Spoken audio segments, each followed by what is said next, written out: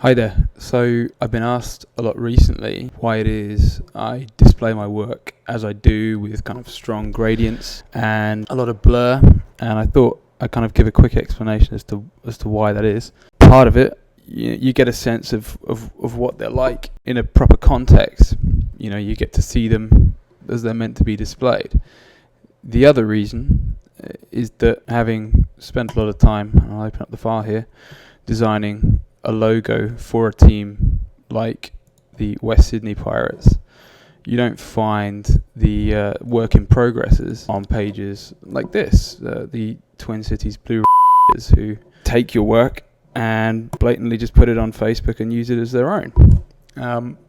So what I'm going to do is give you a few quick tips on how to display your work and make it harder for these to steal it outright.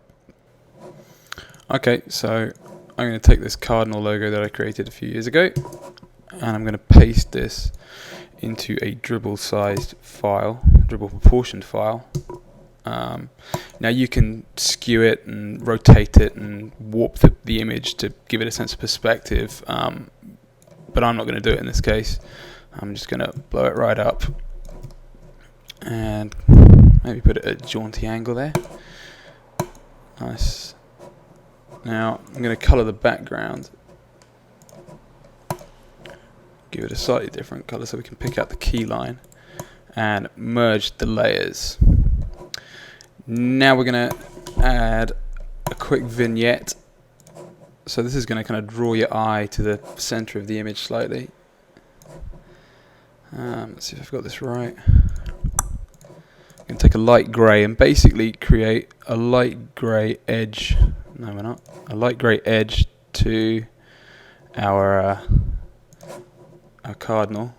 We're going to multiply this, and that's just going to distort the colours a little around the edge. We're now going to add a hotspot at the top of the image to make it feel like it's just slightly lit from above. So again, we're going to use the gradient tool, but this time we're going to have a white gradient in the middle. Now this layer, the vignette, by the way, we multiplied over the image. The hotspot we're going to overlay, and that's just going to make our reds in the middle a little bit pinker, and the light greys are going to look white. It might be a bit much. You might want to turn that down to about 70%. Next, what I'm going to do is add a color wash, and this is kind of a 3D cliche in a way, but what we do is kind of light our image left to right using blue and orange light. So from one direction it's going to feel like it's lit by a blue light and one by an orange light. There are good reasons for this in 3D, but I'm not going to bore you with them now. But all I'm going to do is have a simple color gradient going left to right, and again I'm going to overlay this, and it's just going to distort the colors a bit and make it again a little bit harder to just pick apart with Photoshop to steal the image. So I'm going to make this 33% visible on the opacity, and that's sort of made our colors look a little bit funky, but it's better than having them stolen. So next, what we're going to do is add some noise. Now this you probably won't notice too much in the image itself, but when you come to look at it, but it's just gonna again mess up anybody's chances of picking it apart with a magic wand tool, because it's going to put some sort of noise across our image. So I'm going to start by again just making this is a grey to grey, a lighter grey to slightly darker grey. These should kind of span the mid range of your grey. So one kind of just above the mid grey and one just below it.